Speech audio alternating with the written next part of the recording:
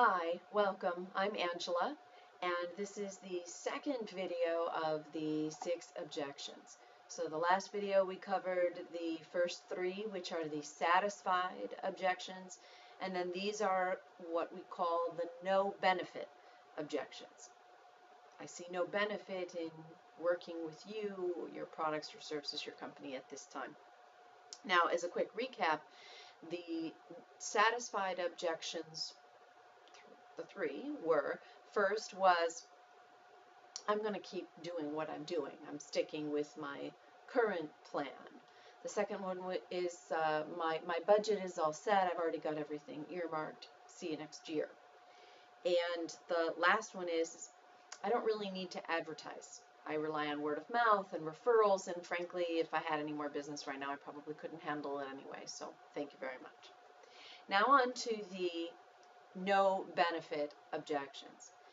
Just like the satisfied objections, these are all valid, but certainly the more we block and tackle these and get comfortable with them and they become second nature, muscle memory, if you will, when they come up, we'll be able to tune into what the client is really saying rather than worrying about what are we going to say next. That's the idea. And of course, through this process, to keep them talking. We stressed this before, and I can't say it often enough, is that the more you have them talking and engaging with you, the more likely that they are to open a door for you to walk through and continue the relationship. So, no benefit.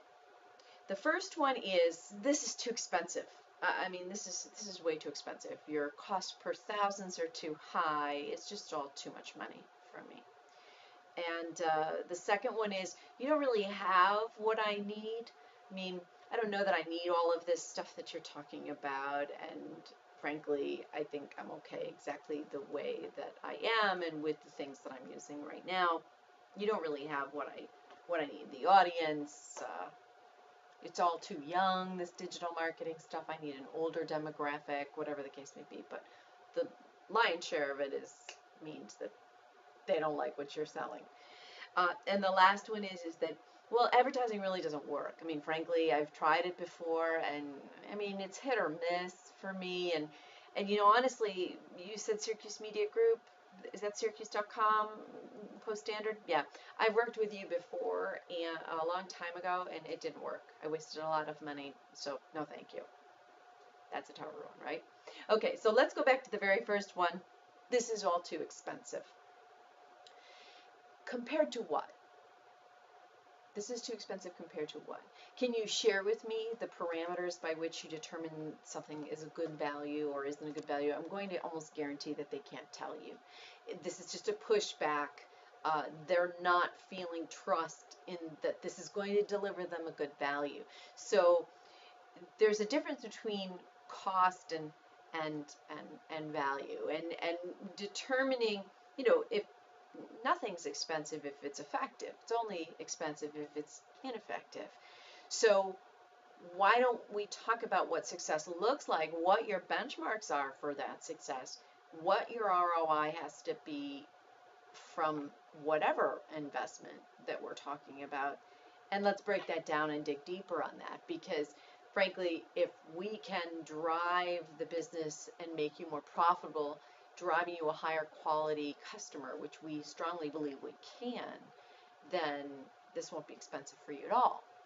It'll be a terrific investment for you, and you'll learn to build a model from this that you can repeat and sustain in other media. The second objection, you don't have what I need. You don't have the audience I need. It's too young. You know, social media, that's all young. And I mean, obviously, when they have misinformation, then infographics and research clearly is going to help with that. But you could say to them, again, turning it back to them and getting it back in your court, as we said in the first video, certainly, sir, you have many different customers that walk in or that attempt to do business with you, and at first blink, maybe they think it's not the right fit. You're going to want to ask more questions. So I want to try and better understand also. Tell me more about what it is you do believe is the right mix for you. If you could wave a wand and design a marketing program for yourself, what would it look like? If not this, then what? Help me better understand that. And again, all you're trying to do is get it back in their court and keep the ball rolling. The last objection, advertising doesn't work. And frankly, I worked with your organization before and it failed miserably. So no, thank you. This is a perfect example of where you can feed it back to them and say, ma'am, can you agree that it's really difficult to maintain 100% customer satisfaction with 100% of your customers? Let them answer. Because I'm sure that, and if they say, oh no, we keep all of our customers happy all of the time. We have no failures. All successes here in this business. Just call them out on that, because there isn't a company on this planet that can say they keep all the people happy all of the time. So use that example. They know themselves in their business that there are failures, there are dissatisfactions, there are things that have to be tested and retested and don't work right the first time. That's life and that's business. So you're not going to just toss it off like that, but use that as an example and say, I apologize that you did not get the results, but let's look at that failure.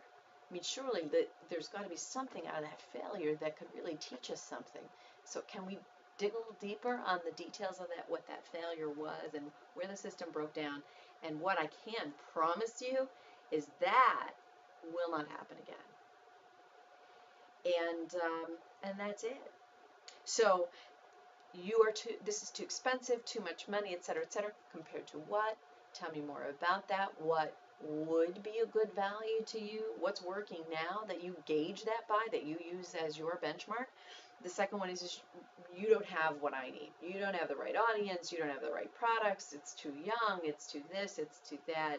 I don't think so. No, thank you. This is probably a little tougher in the sense that get away from your products. Chances are you probably jumped into your products too soon. So go back to the drawing board, focus back on them and say, help me understand then.